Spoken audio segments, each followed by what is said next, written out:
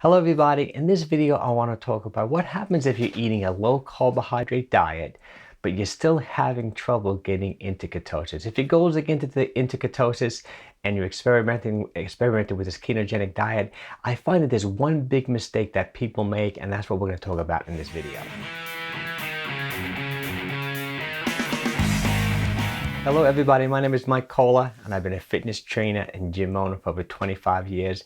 And if this is your first time here and you really want to improve your fitness, health, and nutrition along with me, hit that subscribe button. I put out videos like this every single week. Okay, let's talk about why I feel some people are having a really hard time getting into ketosis.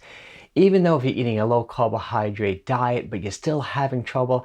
And I think the main reason is you're probably still eating too much fructose. Okay, fructose, like maybe high fructose corn syrup, or maybe fructose, table sugars, half fructose, half glucose, or maybe you're eating too many fruits. But let's really backtrack and let's describe what happens when you eat carbohydrates in general and how they're stored in the liver and how they're stored in the muscles in the form of glycogen. That's going to be the key to figuring out why you're having trouble getting into ketosis. Okay, now when you're eating carbohydrates like starches, okay, like say you're having a white potato, actually, for example, you're digesting the white potato, glucose sugar is released in the bloodstream, and if you don't burn that sugar, those starches, that type of sugar is being stored in the muscles, in the muscle glycogen. Okay, but for example, when you're eating fructose, like fructose from like table sugar, or you're eating fructose like high fructose corn syrup, which is pretty much thrown in everything as a sweetener, or say you're eating a lot of fruit, which is fructose. See, fructose is actually processed in the liver, not in the muscles. Okay, so for example, when you store fructose, it's being stored in the liver, and you can't store that much. For example, your muscles can hold a lot of glycogen, of like glucose glycogen. For example, maybe you can hold 1,500, 2,000 calories, depending upon how big you are, in your muscles. But when it comes to the liver, like liver glycogen, you can't store that much. Actually, I'm going to link up a video I did really explaining this in detail, the difference between muscle glycogen and liver glycogen. I think you'll really enjoy it. But for example, you can only store maybe 50 to 100 grams, depending upon how big you are, in the liver. That's only 200 to 400 calories of the form of fructose, like, sugar glycogen in the liver.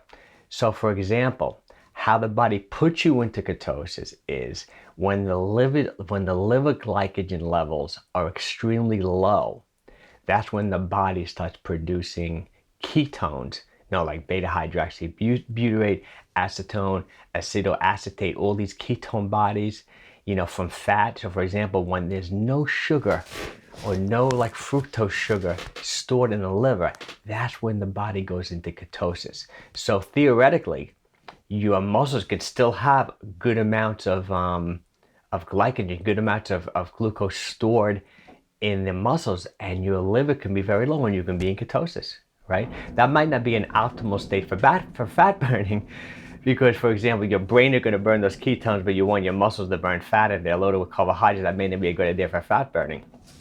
But the opposite way is true.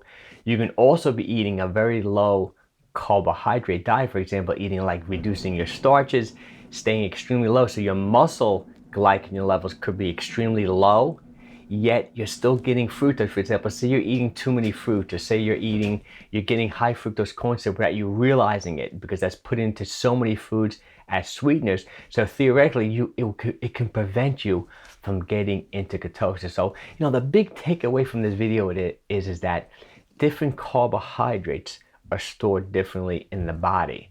And if your goal is to be in ketosis, the key to it really is to keep your fructose consumption very, very low. Well, I hope you enjoyed this video. I know it can be a little confusing, the different types of sugars and how they're stored in the body, but actually I do like this ketogenic diet. I personally follow a modified ketogenic diet. I'm going to link up a video I did about that type of diet that I like. But if you're experimenting with a ketogenic diet, or just you're experimenting with just eating a low carb diet, or maybe just want to get into ketosis for all the benefits of enhanced brain function and neurogenesis and autophagy, things along the lines of that, think about really limiting how much fructose you're eating. Well, once again, I hope you enjoyed this video.